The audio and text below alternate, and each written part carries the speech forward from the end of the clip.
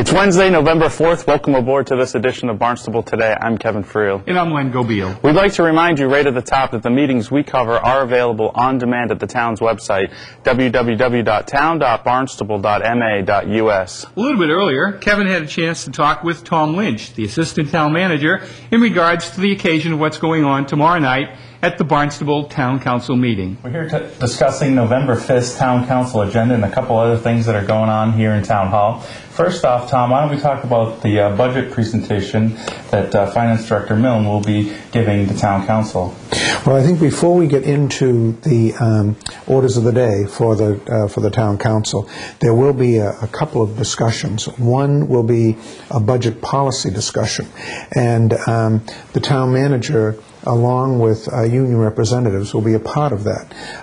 As you know from past meetings that we've had, the union representatives have asked to be involved as much as they can be in the process. So the town manager has a meeting with them on a regular basis to discuss budgetary information as we get it, so there aren't any surprises. So we can say, here are the numbers we're working off, and here are the numbers you should think about as you're looking toward, providing services and the types of financial resources we'll have.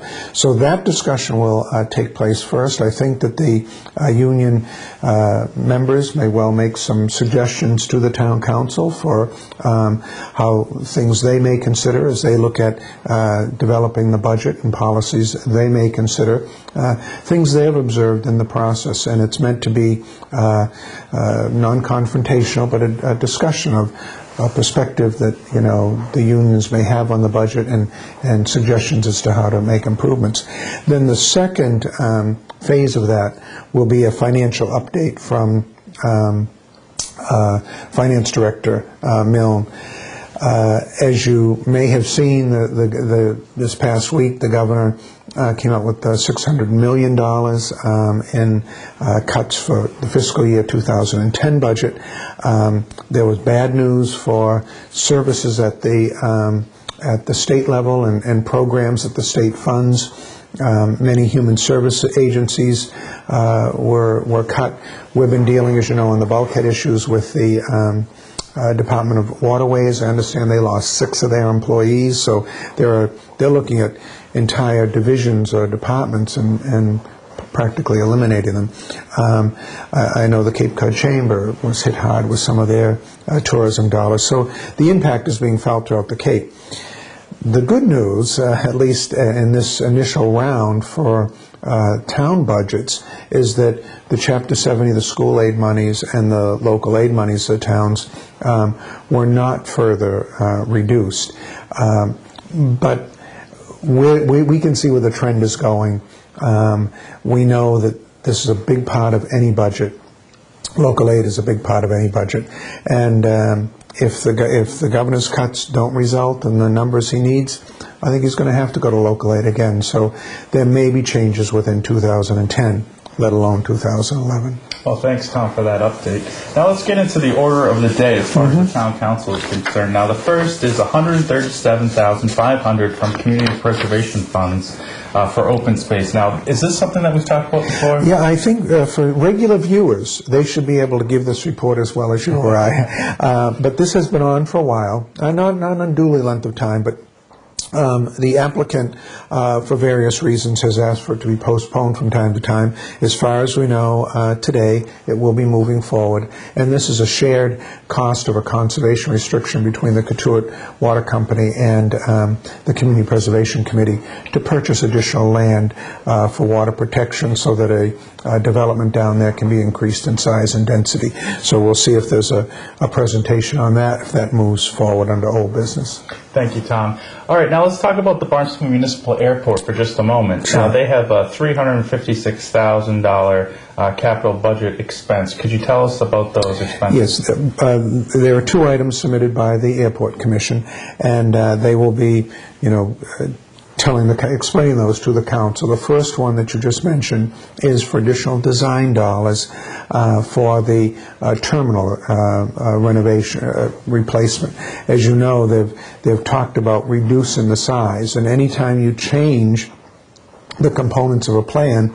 It changes the design scheme, perhaps traffic schemes, perhaps, flows, and that needs to all be put into a final form again. So there will be some discussion on that, I'm sure, from the councils as they, weigh and figure out the viability of this, terminal project. Could you talk us through the grant portion of this item? Yes, the over $3 million from the FAA is separate from any of the terminal improvements, because this involves the air traffic control tower. So this money that has been set aside for some time to replace that tower, to bring it into compliance, bring it it's state of the art in terms of height and electronics and all of that. And so this will be on there for discussion of acceptance of this grant. And I'm sure that Airport Executive Director Bud Brialt will be there to explain to just how this project will work and where it might be sited and things of that nature. Thank you very much, Tom.